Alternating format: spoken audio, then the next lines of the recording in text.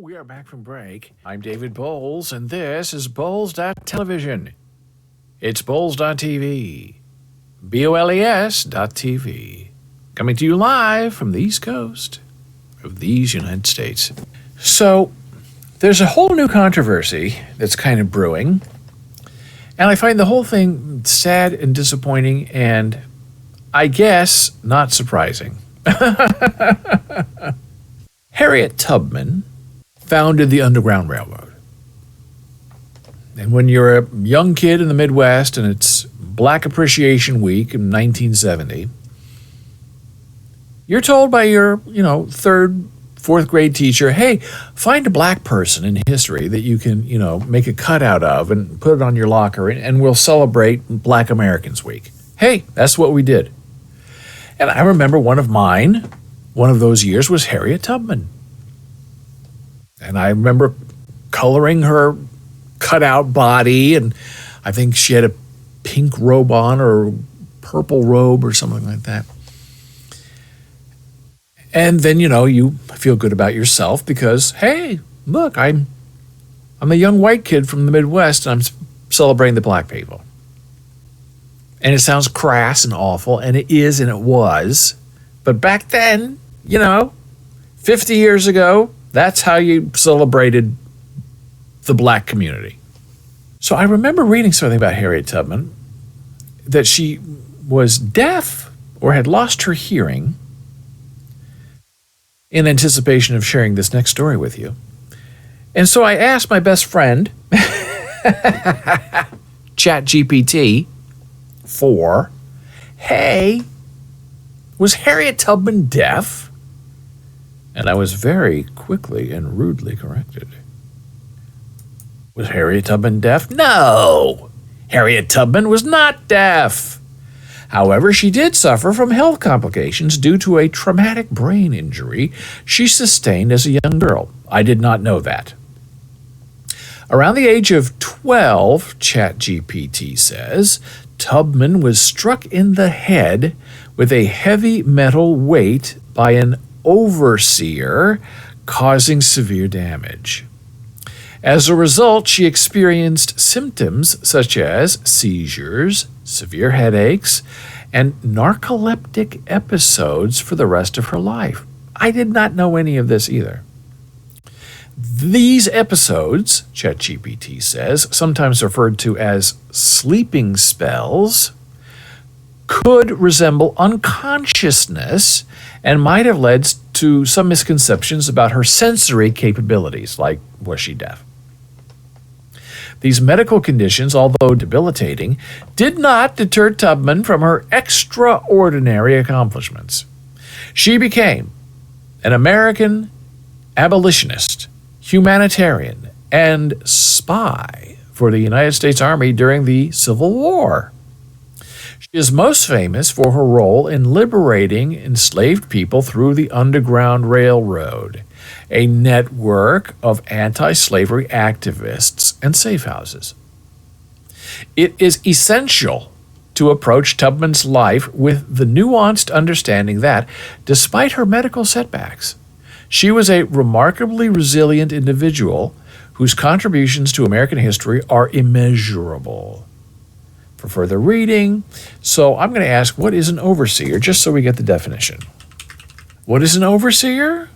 ChatGPT says, an overseer within the context of the American slave system was an individual, typically a white male, responsible for managing the daily operations of a plantation or agricultural estate that employed enslaved labor. So it was an overseer, a white man who hit her in the head.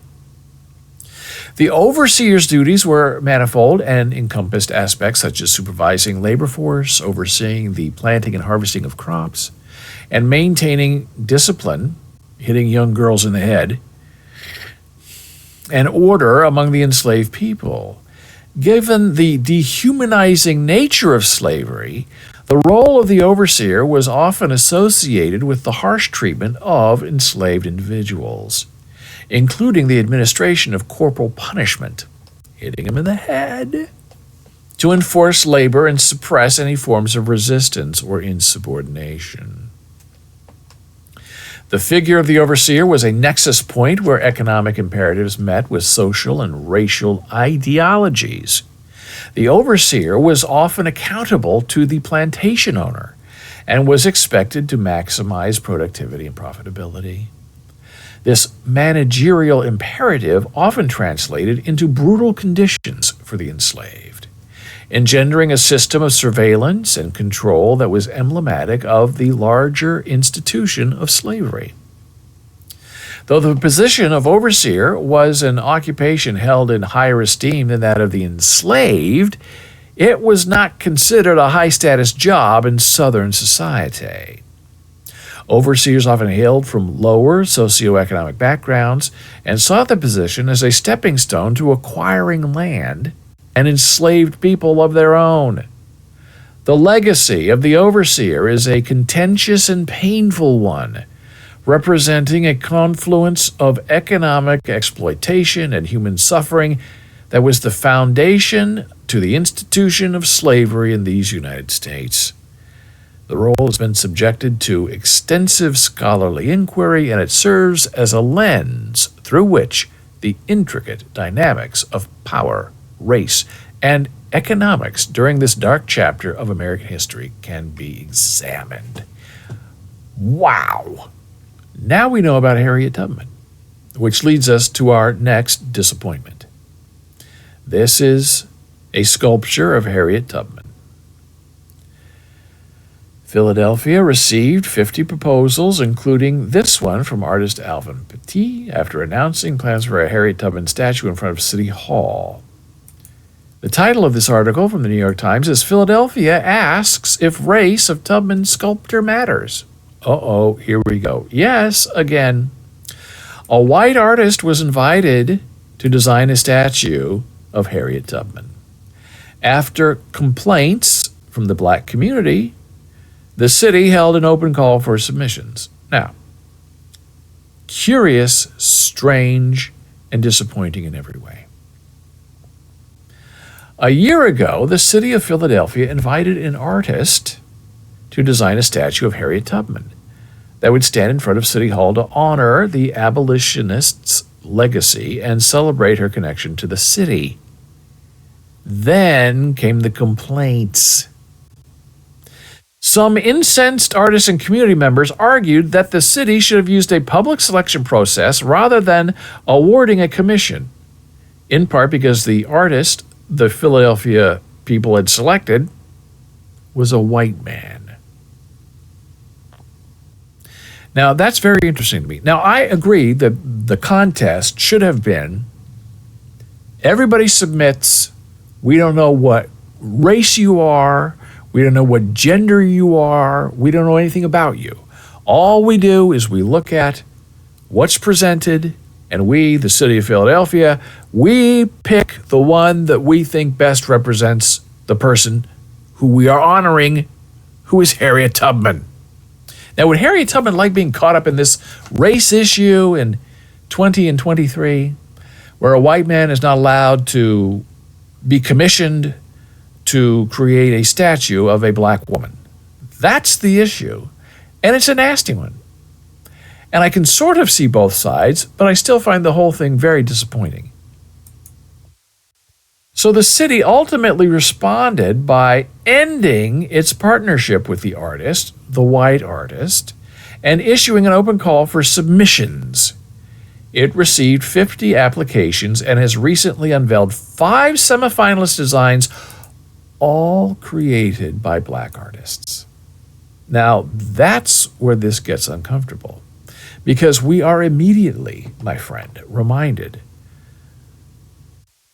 of the issue from a few months ago of The Lion King on Broadway and the big rigmarole that was going on with that show being interpreted for the deaf, where a person in charge of interpreters wrote to a white hearing interpreter saying, because you are white, you cannot interpret for black people on the stage.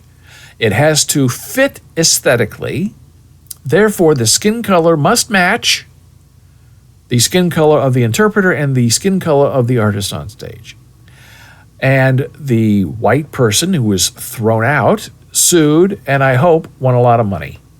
Because you cannot do that to people. You can't have it one way and then not have it both ways. You cannot say to somebody, you're excluded because of the color of your skin, unless, of course, you're white, then you're out.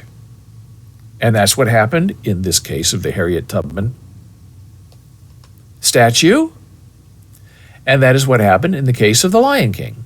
You're the wrong color. This is a black thing. You're not allowed to be part of it. You can't be sensitive. You can't be artistic. You can't be aesthetic because you have the wrong skin color. And yes, people use that against black people for, 100 years. But now that we're coming up and these are our people, you're not allowed to be a part of it. Wesley Wofford, in his studio with a sculpture of Tubman, Philadelphia originally offered him $500,000 to design a statue of the abolitionist. And I think it's very beautiful, but there he is, wrong color. It's a beautiful sculpture, but that doesn't matter to some people today. The only thing that matters is what color skin did the person have who created this beautiful sculpture? And if you're the wrong color, you can't be part of it. I think that's wrong. I don't think Harriet Tubman herself would approve of that. I believe Harriet Tubman would say, if you did the best design, the most interesting sculpture, I pick you. Now, they're trying to force this on a technicality that the person was just commissioned because he's very talented instead of having it opened up as a contest for the commission. Okay, all that's fine, but it takes us into a deeper idea of problems we've had all along, and not just with race, but also of gender. There are some people who say that writers cannot write a woman character if that writer is male. Because a man can never understand the heart, the inner workings of a woman. Now, if you'd flip that around and say a woman writer is not allowed to write a male character, people would be outraged.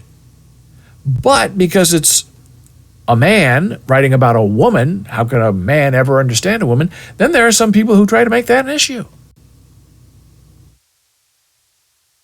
And to those people, I say, okay, if it's all about experience and direct knowledge through direct experience, how then can any writer, male or female, write about, let's say, the President of the United States? Because the logic, the illogic, is the same. Oh, you can't write about the president unless you've been the president of the United States. Well, how many people can say that? What, 40, 46? Who knows? Not very many. And that, on its face, is ridiculous. You would laugh me out of the writer's room. What do you mean we can't write about the president if we haven't been the president? And I would say, well, what do you mean? How can a man not write about a woman?